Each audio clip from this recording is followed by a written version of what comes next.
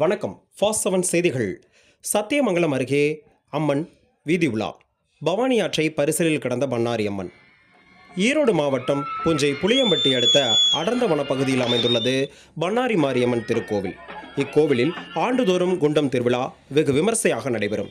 இத்திருவிழாவிற்கு தமிழகம் மட்டுமின்றி கர்நாடக மாநிலத்திலிருந்து லட்சக்கணக்கான பக்தர்கள் வந்து குண்டம் இறங்கி தங்களது நேர்த்திக் கடனை செலுத்துவது வழக்கம். இதனைத் தொடர்ந்து இந்த ஆண்டும் பண்ணாரி அம்மன் கோவில் குண்டம் திருவிழா கடந்த 16ஆம் தேதி பூச்சாட்டுதலுடன் துவங்கியது. இந்நிலையில் கோவிலிலிருந்து அலங்கரிக்கப்பட்ட சப்பரத்தில் பண்ணாரி மாரியம்மன், சருகு மாரியம்மன் திருவீதி உலா தொடர்ந்து நடைபெற்று வருகிறது. இந்த நிலையில் இன்று பண்ணாரி மாரியம்மன் சப்பரம் இன்று இக்கரை தத்தப்பள்ளி கிராமத்திலிருந்து பவானி ஆற்றில் பரிசல் மூலம் அக்கரை தத்தப்பள்ளி கிராமத்தை வந்தடைந்தது. அக்கரை தத்தப்பள்ளியில் திரளாக இருந்த பக்தர்கள் பண்ணாரி மாரியம்மன் மற்றும் சருகு மாரியம்மனை மேளதாளங்களோடு வரவேற்று சிறப்பு பூஜைகள் நடைபெற்றன.